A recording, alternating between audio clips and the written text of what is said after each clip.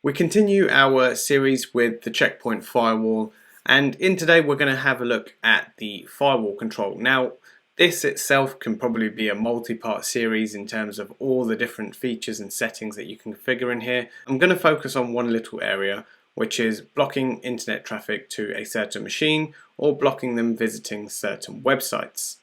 So I'll quickly take you through a quick overview of the firewall policy and what it looks like within the checkpoint firewall, and then I will give you a quick demo.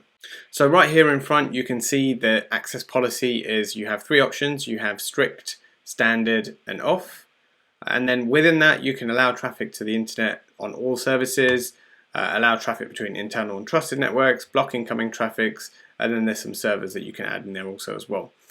Alongside that you have application and URL filtering as well, so if you wish to do this you can have this on as well. So at the moment it is both application and URL filtering, or you can just have URL filtering only.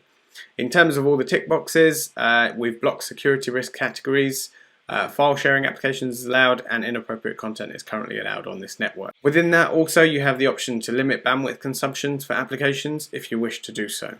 Further down the page you have stuff around user awareness and tracking and logging, and currently you can see access policy rules, no manual rules are set at this moment. So to set up a manual rule you would go to policies, and you can see just here that the main two for outgoing to internet access is just up here, and incoming, internal and VPN traffic is all the logs down, all the settings down here. Now currently we have two rules in the auto-generated rules. Generally within the firewall you would have a source, destination, source IP or subnet, application IP or subnet, and then ports and protocols that it uses. Some allow you to do, in terms of URL filtering, they allow you to use the URLs as well.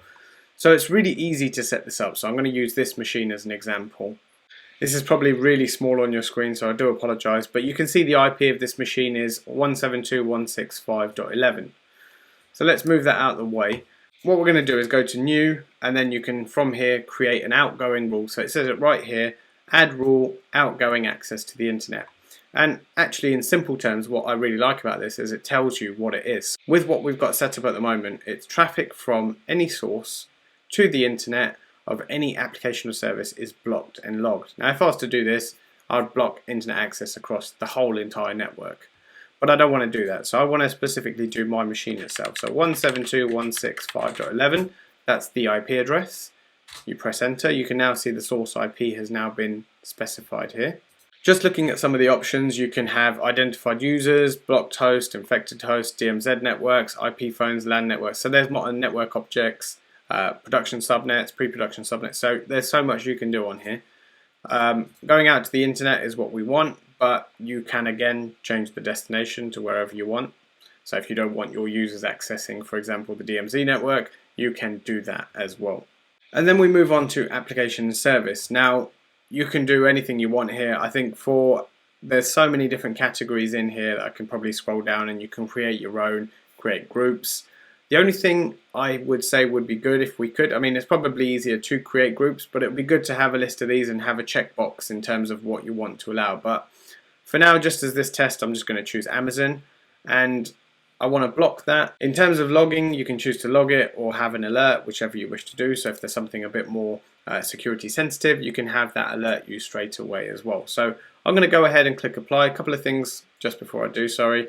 Only apply during these times, so if you want between 9 and 5 you want to block that out, or sometime in the evening if you don't want to be able to access this, you can do that, and you can limit the download traffic to the application and the upload traffic. As the firewall runs through the rules, it goes from top to bottom. So if you have block all internet access at the top, and then you have just block Amazon just underneath it, it's going to take the most restrictive rule. So it's going to take number 1, it's saying block internet access to everything, and then it's just going to block it. So I'm just going to bring another window up here quickly, and I'm just going to go to amazon.co.uk. So if I try and browse to Amazon, you can see, make that a little bit bigger, you can see that the page is blocked. So straight away I'm not able to do that, but if I go to, for example, Google, I can browse the internet no problem. Now if I wanted to block that client specifically to the internet, I would just go to categories and click any, click apply, and I'm no longer able to get to the internet.